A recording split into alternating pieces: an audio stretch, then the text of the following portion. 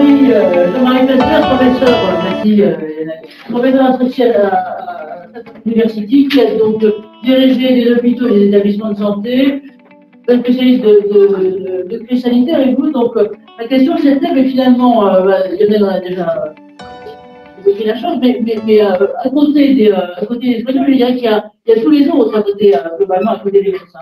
Alors voilà, vous avez quelques photos. Vous me dites dans quel ordre vous souhaitez pour les projets. Ça, par exemple. Merci, bonsoir à toutes et à tous. C'est évidemment difficile de parler après vous. Alors, il faut que vous parliez bien devant le micro. Ça, c'est le sous-sol d'un grand hôpital. C'est pour marquer combien la logistique est importante. Mais on l'a évoqué ce soir, il n'y a aucun souci là-dessus, sauf qu'il faut la faire fonctionner, la dite logistique. Ce que j'appelle les réseaux vitaux. Une deuxième chose que je souhaiterais évoquer, c'est que pendant le confinement, à l'initiative d'une doctorante des arts et métiers, qui est ingénieure en logistique hospitalière à Mama Bouraba, on a recensé un très grand nombre de témoignages écrits. Pourquoi? Pour se dire, dans 6 mois ou dans 1 an ou 2, nous n'avons pas rêvé. Pour éviter qu'on refasse l'histoire, ce qui est une tentation classique. Et là, je peux vous livrer quelques extraits, en particulier, ce qui a déjà été évoqué, la famille d'un patient, horrifié par nos conditions de travail, a alerté sa communauté qui nous a fabriqué au pied levé 600 surblouses en tissu pour remplacer les sacs poubelles. Voilà. La peur, on en a parlé, la peur des médecins et des soignants en rentrant chez eux ou ne rentrant pas pour éviter de contaminer leurs proches. Et puis des phrases qui sont tellement justes. Des soignants qui ont demandé des protections sont menacés de sanctions, puisque sur décision administrative, je cite, le Covid ne monte pas au 4e étage. Ça, on l'a entendu, terrible, on l'a noté, et voilà. Bon. Sur les cliniques et les établissements participant au service public hospitalier, ça c'est assez compliqué. Moi, je pense pas qu'on ait encore une idée complète sur 3000 établissements de soins dans notre pays. Je sais pas ce que vous en pensez tous les deux, mais heureusement, il y a la diversité dans notre pays. Et heureusement que tout n'a pas été homogénéisé de manière drastique et qu'une certaine liberté, une inventivité ont pu aussi se développer. Les étudiants, en particulier en chirurgie dentaire, je cite toujours, des centaines d'étudiants motivés et bénévoles n'ont jamais été réquisitionnés, malgré leur volonté de l'être, à cause de l'inertie et de la totipotence de l'administration. Les brancardiers. Bon, et là, c'est l'exemple de quelqu'un qui a ensuite été malade.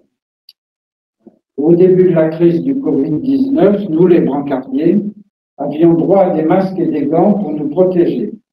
Puis au fil des jours, pénurie, on nous a retiré les protections.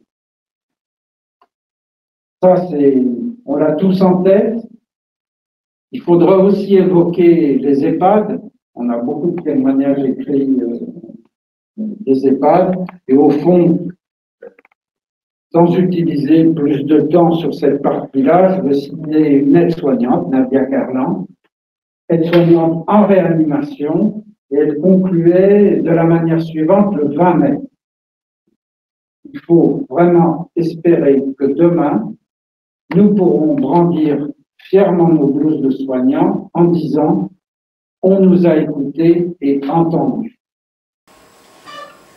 Depuis que j'ai lu ça et que je l'ai entendu… Le 23 mai, donc. Le 20 mai, voilà.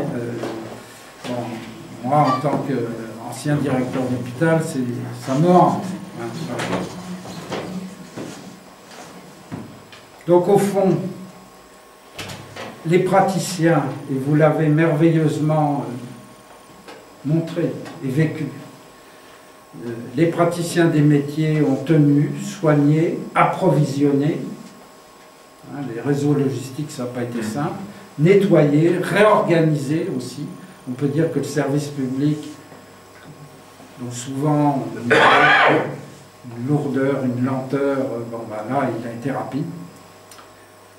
Le télétravail pour l'ensemble de nos concitoyens et le bénévolat ont œuvré puissamment, et ça très vite. C'est extrêmement frappant. Toutes nos temporalités, nos spatialités, nos savoirs ont été bouleversés. Donc ça, c'est des couches tectoniques très très profondes qui ont bougé. En revanche, et là j'ai une obligation de réserve, les verrous institutionnels à des niveaux élevés ont un peu donné l'impression de donner congé au réel. Vraiment, ça passe difficilement. Bon. Et ça, c'est une illustration, il a fallu s'énerver un peu. Et l'Humanité, dont je me plais à rappeler que c'est le journal fondé par Jean Jaurès, le 13 juillet, a relayé une pétition parce qu'un certain nombre de soignants, lanceurs d'alerte, avaient été sanctionnés ou menacés de sanctions, voire même, et je pense à des étudiants ou à des élèves infirmières, leur formation arrêtée. Et ça, c'est pas acceptable, c'est médaille et représailles. Il faut là-dessus une cohérence. Voilà. Je dirais qu'au fond, ce sur quoi on peut peut-être, sûrement même travailler dans les semaines, les mois à venir, c'est la fin d'une gouvernance par les textes et les nombres. Je rappelle qu'on a le triste record olympique de 5500 pages du Code de la santé publique, dont d'ailleurs 200 ou 300 de plus depuis janvier. C'est-à-dire que c'est l'expansion continue. Merci Jean-Marie. Voilà. Mais quand même, puisque la T2A a été évoquée et que je me suis toujours opposé à ce système en l'écrivant il y a 20 ans, 3000 tarifs, c'est pas possible, et 30 000 lignes pour la médecine de ville. Les tarifs de la classification commune des actes médicaux, c'est 30 000 lignes. Donc ça, c'est pas possible, et j'incite en particulier les étudiants de Sandra Bertheusen à travailler peut-être ce sujet. Quand même un mot, le Ségur. Ce que je retiens,